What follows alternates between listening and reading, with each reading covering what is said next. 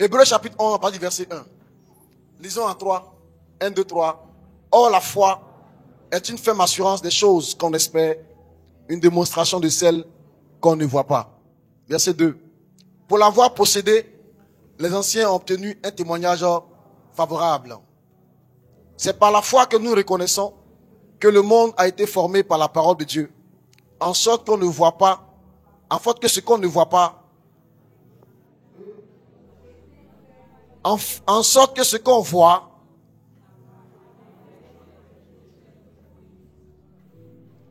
n'a pas été fait des choses visibles. Verset 4. C'est par la foi qu'Abel offrit à Dieu un sacrifice plus excellent que celui de Caïn. C'est par elle qu'il fut déclaré juste, Dieu approuvant ses offrandes. Et c'est par elle qu'il parle encore aujourd'hui, quoique mort. Verset 5. C'est par la foi qu'Enoch fut enlevé pour qu'il ne vit point la mort et qu'il ne parut plus parce que Dieu l'avait enlevé. Car avant son enlèvement, il avait reçu le témoignage qu'il était agréable à Dieu. Verset 6. Or, sans la foi, il est impossible de lui être agréable. Car il faut que celui qui s'approche de Dieu croit que Dieu existe et qu'il est le rémunérateur de ceux qui le cherchent. Amen. Acclame la parole du Seigneur. Et assieds-toi sur la terre de tes ennemis. Amen. Je suis en train de travailler pour devenir jeune. C'est pas facile. Quand tu me vois, tu sens que c'est pas facile. Mais ici, là, et vous, on est ensemble. On va aller au ciel ensemble. Amen. Il faut que je puisse enfanter de jeunes pasteurs. Pasteur, là, on peut mettre eux à la fenêtre, il y a son femme aussi dedans. Il faut qu'on ait des pasteurs de 20 ans. C'est pas chic. Puis, on a des pasteurs de 19 ans. Là, la semaine prochaine, on va avoir notre retraite pastorale. Tu vois, si tu es devenu pasteur, il partait toi comme ça. Et puis on rentre dans la salle comme ça, viens mon fils. On rentre dans la salle comme ça, tu vois. Et puis on s'en salut passer ma mère. Il dit passer ma mère, voilà un de mes filles, voilà un de tes fils encore. Et il va dire, il est pasteur. Il fuit même, tellement il ne veut pas. On doit avoir des pasteurs établis sur des églises. Des pasteurs de 18 ans. Mais ils dégagent l'onction. Des pasteurs qui sont prophètes à 19 ans. Ah, ça ne t'intéresse pas, hein? Toi, tu veux travailler, avoir là. Amen. Des évangélistes qui prêchent la parole, des jeunes filles de 18 ans. On donne le micro. On va à Carrefour quoi, j'attaque. Amen. Elles prêchent. Et puis les gens pleurent. Elles prêchent dans le bus. Les gens pleurent. C'est pas puissant. C'est pas puissant. Des femmes qui sont docteurs de la loi, qui peuvent enseigner les écritures. Toi, tu as cité, non, je n'ai jamais lu la Bible avant. Comment elles connaissent toutes ces choses? Elle a la connaissance de Dieu. Des femmes qui sont pasteurs, qui savent rendre visite, prendre soin des âmes, qui savent encadrer une nouvelle âme qui vient en Christ, l'exhorter, l'encadrer, l'amener à renoncer au péché, lui enseigner comment on prie, comment on jeûne, comment on se sanctifie, comment on médite. C'est un appel. Dieu cherche une nouvelle génération de serviteurs et de servants de Dieu qui ne sont pas fatigués. Les vieux, on est trop fatigués. Moi, j'ai mal au genou. Il va presser longtemps. Hey! Il y a une chose dans la vie chrétienne sans laquelle tu ne peux pas plaire à Dieu. La Bible dit c'est la foi. Sans la foi, il est impossible de plaire à Dieu. Même si tu vis dans la sainteté, tu ne cherches pas garçon. Garçon ne te cherche pas.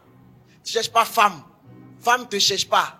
Toi-même là, tu es la Sainte Vierge. Tu es bien. Mais tu n'as pas la foi. Dieu dit c'est impossible qu'il puisse s'intéresser à toi. Impossible de être agréable à Dieu. Impossible. Quelqu'un me suit? Impossible. Jésus a dit un jour, mon Père qui m'a envoyé est toujours avec moi parce que je fais toujours ce qui lui est agréable. Donc Jésus dit, le Père est avec lui parce que lui, Jésus, il est agréable à Dieu. La Bible dit, sans la foi, il est impossible d'être agréable à Dieu. Si tu veux que toi aussi, Dieu soit avec toi tous les jours, que Dieu t'accompagne à l'école, au travail, quand tu dors, il est avec toi, quand tu te réveilles avec toi, quand tu voyages avec toi, Tu veux que ta vie plaise à Dieu. Dieu veut dire ce qu'il veut que tu aies, que tu pratiques, c'est la foi. La foi, sans la foi, même si tu as les autres choses, tu as les autres choses de la vie chrétienne, tu pries beaucoup, tu jeûnes beaucoup, tu évangélises beaucoup, tu es tout le temps voilé. Toi-même, quand tu dis bonjour, tu dis Amen. Tout ce qui est dans ta bouche, Alléluia, que Dieu vous bénisse ça. Amen. Alors, tu vois comme une maman pasteur, tu es bien. Mais si tu n'as pas la foi, tu ne plais pas à Dieu. La foi, c'est quoi? Hébreux chapitre 11, verset 1 dit, la foi est une ferme assurance des choses qu'on espère et une démonstration de celles qu'on ne voit pas. Dans ce verset explique ce que c'est que la foi. Et dans ce verset, il y a 5 mots très importants. Le premier mot, c'est le mot fermeté.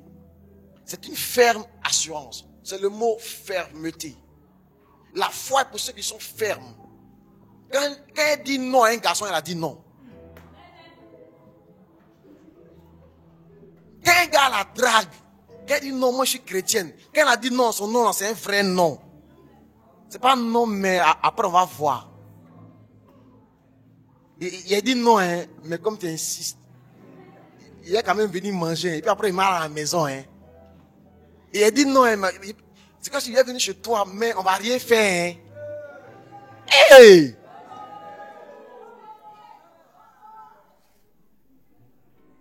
La Bible dit que votre parole soit oui.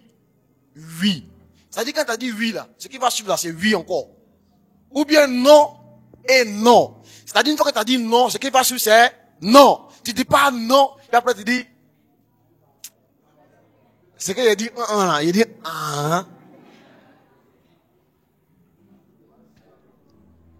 C'est fait, tu dis, des fois même quand on te drague, tu dis non même là. Ton non là, c'est pas fort même. Le gars même sent que tu as dit non, mais s'il insiste un peu, ça peut changer.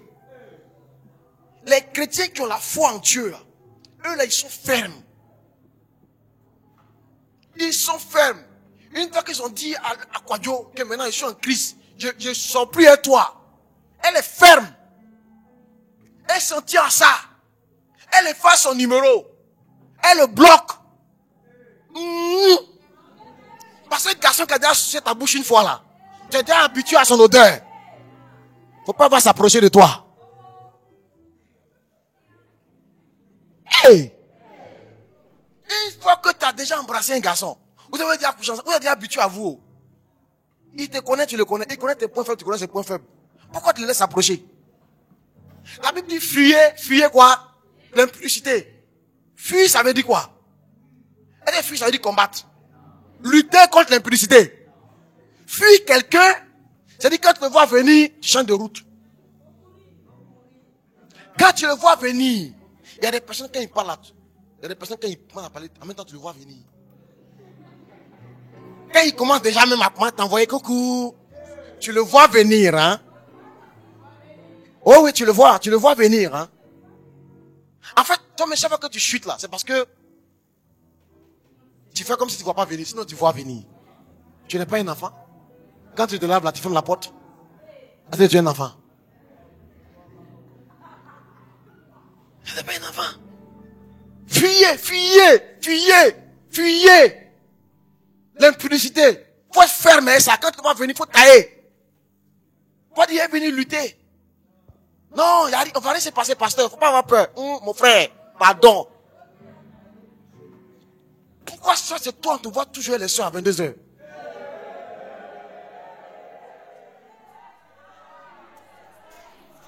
Hey! Quand c'est ma soeur en Christ, pasteur. C'est toujours toi. Tu es devenu transporteur. Après le culte, c'est toi qui accompagne les soeurs.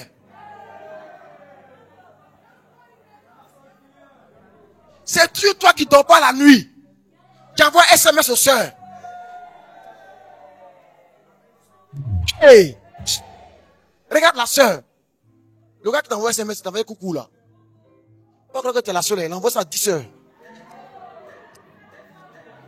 Il envoie coucou à 10 soeurs. Pour voir ça qui va répondre. Toi, tu as vu ça, tu dis, hey, le frère a pensé à moi, hein. Tu n'es pas la seule. Il a acheté son filet.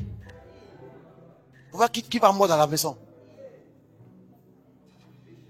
Sois ferme. Sois ferme. Donne pas ton numéro à n'importe qui. À tout le monde. Tu n'es pas ferme. Après, quelqu'un maintenant te donne ton numéro. Hey! Facilement comme ça. Ton numéro portable. Ça fait partie de ton intimité. C'est pour ça que tu as été identifié dessus. Parce que c'est une partie de toi. Tu es responsable de ton numéro. Ton numéro, c'est toi.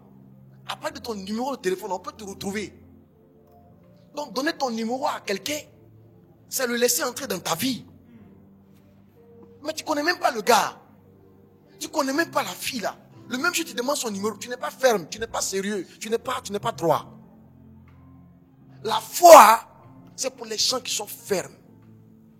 Qui savent dire non. Le gars t'invite à manger. Tu dois pouvoir dire non. Ah oui. Non.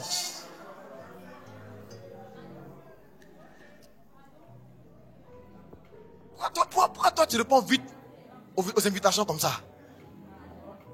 Ouais, c'est pas c'est porc.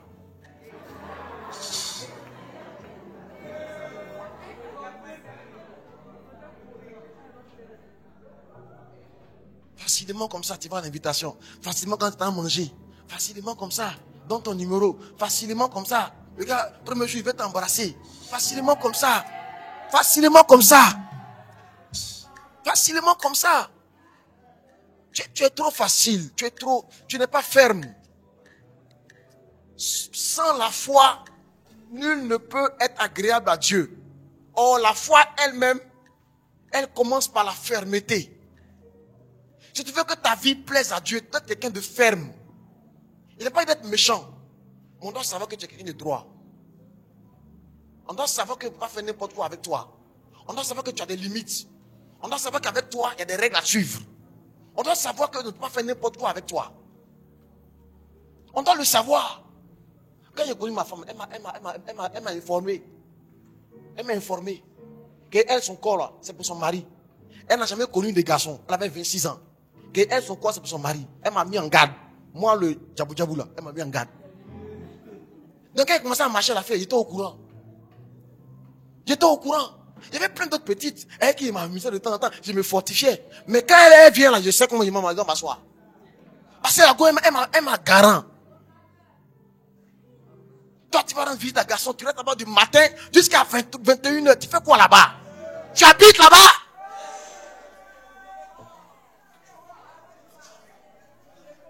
Tu n'es pas ferme. Dis non, il y a trop d'urgence, partir à la maison. Il dit pardon, faut rester un peu. Tu dis d'accord, rester un peu. Tu n'es pas ferme. Quand tu commences à marcher avec quelqu'un, même en amitié, même si c'est un ami, un camarade de classe, un frère, il doit connaître tes règles.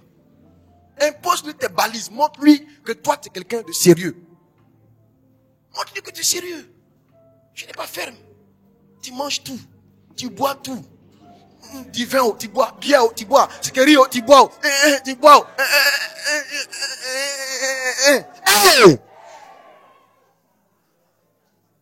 Tu n'as pas de règles. Tout ce qui vient vers toi, tu prends. Tu n'as pas de règles. Un homme qui plaît à Dieu, c'est un homme qui a des règles. Qui a des principes. Qui a des valeurs. Qui s'imposent. Mon Dieu m'a dit de ne pas toucher à l'alcool. Ça fait des années que je n'en touche pas. À l'occasion de Noël, on m'a offert des liqueurs de qualité. Quelqu'un m'a offert ça. Je regarde ça. Je sais que c'est prestigieux, mais je ne peux pas toucher. Parce que j'ai mes codes avec lesquels je marche. Parce que moi, il me l'a dit. Ça fait partie de mes règles. Tu vas pas être mon ami, tu peux être mon DG, mon ministre, mon président. Je ne boirai pas. Et je te le dirai dans le respect. Des fois, il dit aux gens, moi, on m'a retiré mon permis de boire. Et je n'ai plus le droit. Toi, tu n'as pas de règles. Partout où on t'invite, tu vas.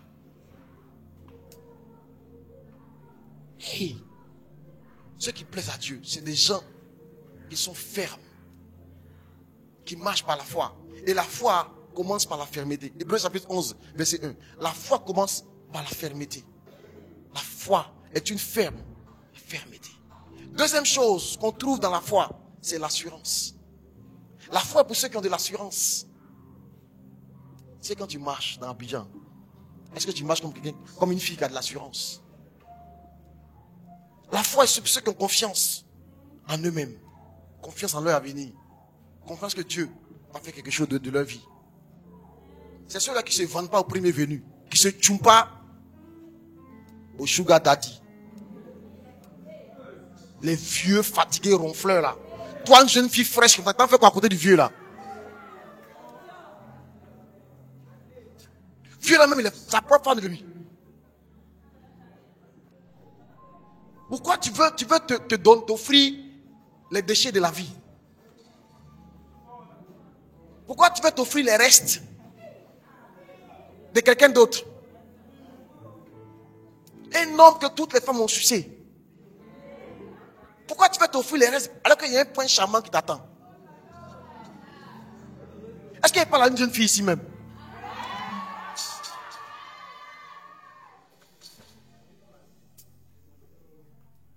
Hey!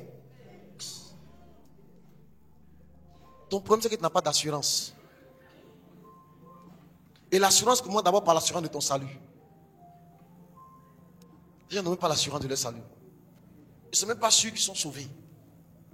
Ils ne sont même pas sûrs qu'ils sont enfants de Dieu. Ils ne savent pas qui ils sont. Les gens ne savent même pas si leur nom est dans le livre de vie ou pas. Ils ne savent même pas s'ils meurent, s'ils vont aller au ciel ou pas. Ils vivent comme ça. Les gens n'ont pas d'assurance. Ils vivent sans assurance. Sans assurance de leur vie après la mort. Sans assurance de leur lendemain. Les gens n'ont pas d'assurance. Et comme ils n'ont pas d'assurance, là où le vent les amène, ils s'en vont là-bas. La foi, pour ceux qui ont une assurance. Ceux qui sont sûrs de leur avenir. Ils savent que leur Dieu est vivant. Ils savent que eux, ils vont réussir sur la terre.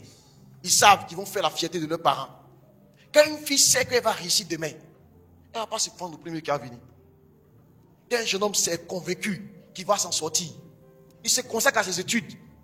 Il se consacre à étudier. Parce qu'il sait où il veut aller. Il sait. Quand j'étais au lycée, on m'appelait Ninja le rêveur. Ninja le rêveur. Ce nom m'a suivi jusqu'à ce que j'aille à l'université. À l'NCA. On m'appelait Ninja le rêveur. Parce que moi, je parle toujours de mon avenir aux gens. Et souvent, les gens me regardent comme ça. Comment un fils d'artisan peut avoir des grands rêves comme ça? Mais en moi, il y avait une telle assurance. Que le Dieu en qui j'ai donné ma vie, en classe de première, à l'âge de 18 ans, allait faire de moi quelqu'un d'important. J'avais cette assurance. Et ça m'a mené à marcher d'une certaine façon. J'étais convaincu de ça. Personne ne pouvait me l'enlever. J'avais cette confiance-là en moi. Cette assurance. Tu dois l'avoir. Sinon, tu n'as pas la foi. Tu dois avoir l'assurance. Le manque d'assurance, ça fait que tu paniques. Quand tu en fais un petit entretien d'embauche, tu trembles comme ça. Tu as passé l'examen, ta feuille est déjà mouillée par ta sueur. Des fois, tu as fait une interrogation, tu as oublié tout ce que tu as étudié. Tu n'as aucune assurance.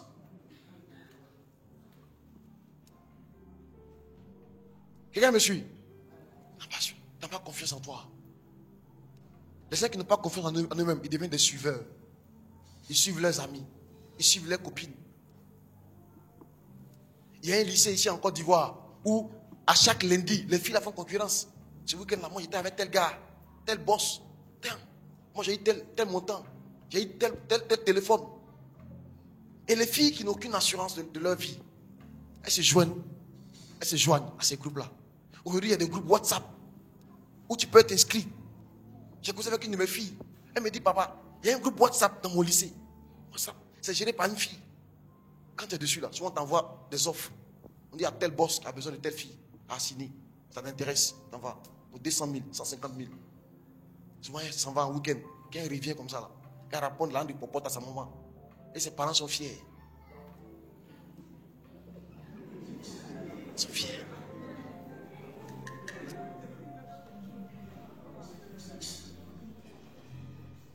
La foi est composée de l'assurance. Amen. La foi est une ferme assurance. Ferme assurance. Ton assurance doit être ferme. Tu es convaincu de ça. Ça là, ça va marcher. Ça là, j'ai à voir. Après le bac, j'ai avoir une bourse d'études. Après le bac, il est parti à l'INPHB. Il est passé tel concours. Il est devenu ingénieur en télécom, ingénieur en réseau, ingénieur en génie civil. Je suis convaincu de ça. Et c'est pour ça que je ne vis pas n'importe comment. Je ne sors pas n'importe comment. Parce que je dois me concentrer sur ce que je suis en train de bâtir. La jeunesse aujourd'hui est une jeunesse qui est perdue. Parce que le diable a fait en sorte que les gens n'aient plus d'assurance. Les gens vont à l'école, ils ne sont même pas convaincus qu'ils vont travailler un jour. Et quand tu vois tes grandes soeurs qui ne travaillent pas déjà, toi-même tu t'en as où même. Des fois, quand quelqu'un a le bac, les gens font post sur Facebook, on dit on doit lui dire, mais on ne lui dit pas. Les nouveaux bacheliers, on leur dit, mais on ne leur dit pas. Et puis il y a qui dit non, laissez-les fêter d'abord.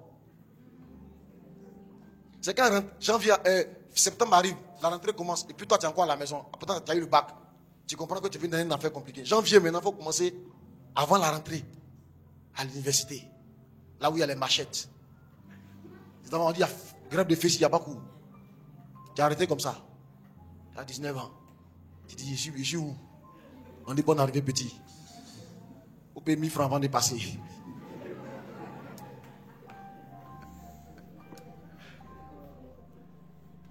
Mais je suis venu te dire, même dans cette atmosphère, tu dois avoir la foi en Dieu.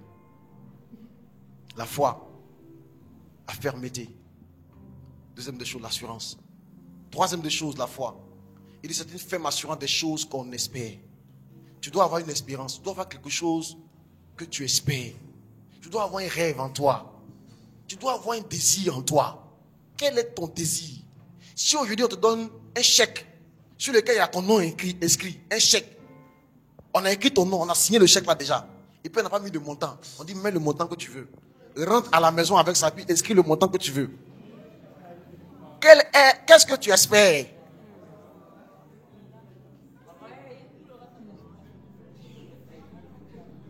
On n'a pas écrit de montant, on a écrit ton nom, on a signé le chèque.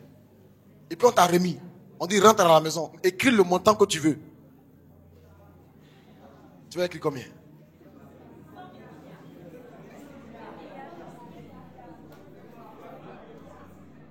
$1 million.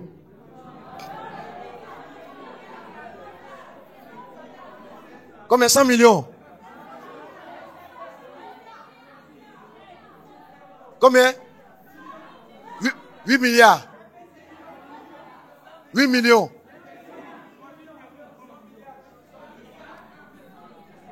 $100 milliards. 100 milliards.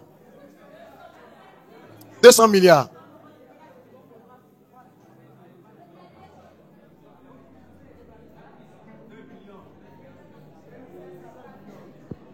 Amen. La foi est une ferme assurance des choses qu'on espère. Beaucoup de gens n'ont pas une espérance. Beaucoup de gens, si on te demande aujourd'hui si tu es président de la République, qu'est-ce que tu vas faire à la Côte d'Ivoire? Tu as dit, hein? Parce que tu n'as pas déjà un plan de... Tu t'imagines jamais même devenir président. Donc tu n'as même pas un plan de gouvernance même qui est là. Donc tu n'as pas une espérance. Même les 100 millions 100 milliards que tu veux là. Aujourd'hui là, si on te donne 100 milliards, qu'est-ce que tu vas faire? C'est maintenant que tu as arrêté pour regarder maintenant. Bon, je vais déménager. Parce que ma voisine elle me fatigue trop. Je vais l'habiter à Cocody. Et puis après, tu as pu manger. Tu as fait quoi? 2 semaines à Sini. 2 semaines à Sini. Et puis après, tu fais quoi? Habits, chaussures.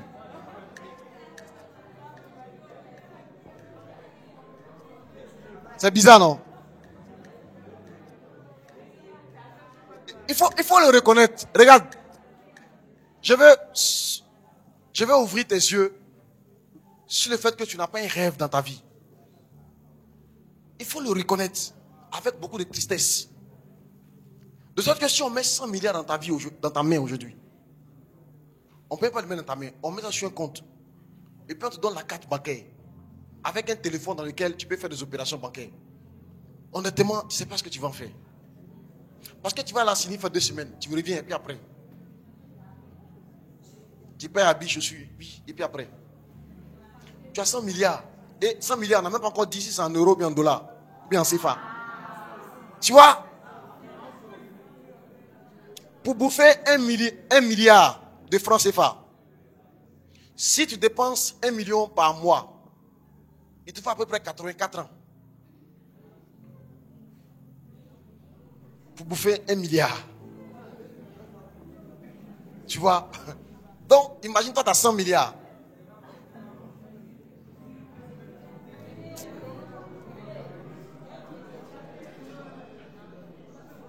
Ton problème là, c'est que tu n'as pas une espérance. Tu n'as pas quelque chose que tu espères. Ce que tu espères, ce n'est pas l'argent que tu espères. En fait, il y a quelque chose que tu veux voir arriver. Peut-être que tu veux réussir pour faire la joie de ta famille. Tu veux réussir pour tirer ta mère de la pauvreté. Ça, c'est ce que tu espères. Tu espères qu'un jour ta mère va être fière de toi. Mais tant que tu n'as pas une telle espérance, ça ne peut pas te pousser à marcher de cette façon. Parce que si on vient placer 100 milliards dans ta main, tu peux même, à un moment donné, dire que c'est bon, on va reprendre l'argent.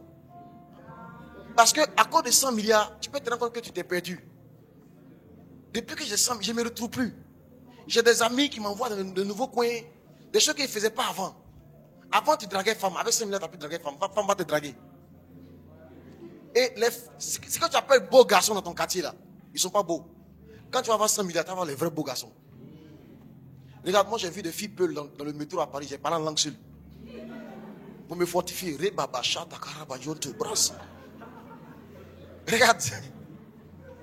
il y a beaucoup de frères en Christ qui étaient des frères bien. Il y avait un frère qui était tellement bien, tout le monde le prenait comme exemple. Et puis il a commencé à travailler.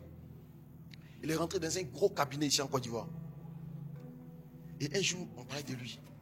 Et puis il dit, hey, c'est vrai, et le frère il est où? On dit, il va appeler à l'église. Il dit, comment ça? On dit, non, le frère là, maintenant il va en mission. Chauffeur. Quand il va en mission, il va être femme.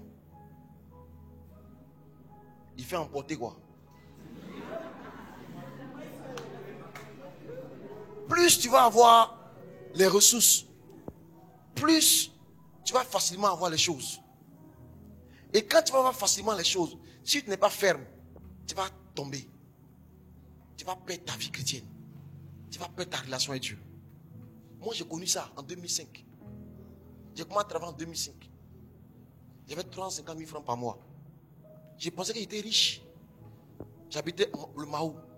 J'avais mon studio de 50 000. Au premier étage. Mon studio. Il était le roi là-bas. Et mon petit frigo. J'allais souvent en mission à San Pedro, Sassandra, en tout cas dans les endroits où il y avait la mer. Donc je ramenais des fruits de mer, des poissons, crevettes. Je ramenais des crabes. Et je vivais seul. Donc mon frigo était tout le temps rempli.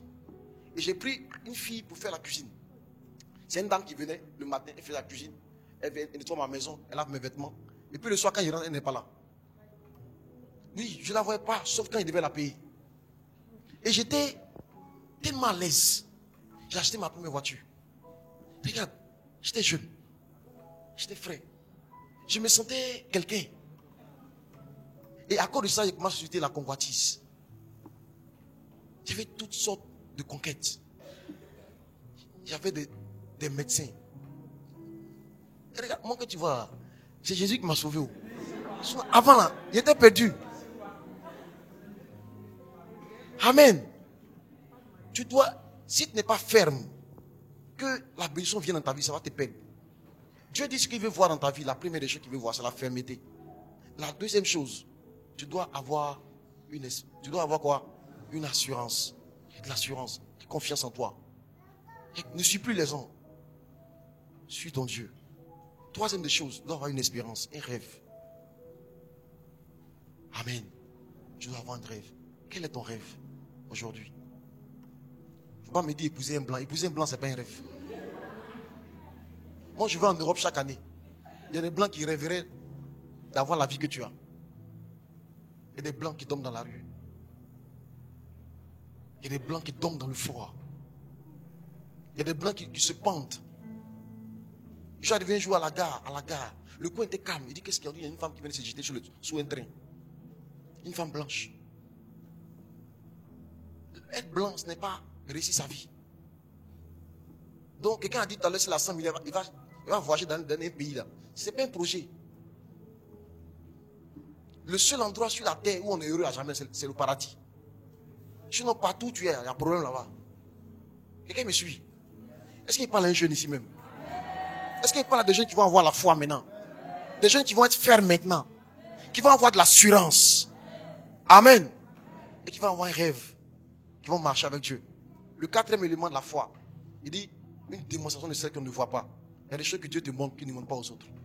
Tu dois avoir une vision pour ta vie. Dieu doit te parler. Et pour que Dieu te parle, tu dois être un homme qui prie, une femme qui prie. Pour que Dieu te parle. Dieu parle tantôt d'une manière, tantôt d'une autre. Dieu parle dans les rêves. Dieu parle dans les visions. Il parle même pendant que le pasteur prêche. Tu entends que Dieu est là. C'est pour moi. Ça là, je dois changer. Ça là, je dois prendre ça. Dieu te parle. Écoute la voix de Dieu. Puis marche avec Dieu. Ça va faire grandir ta foi. Ta vie va plaire à Dieu. Que Dieu te bénisse abondamment.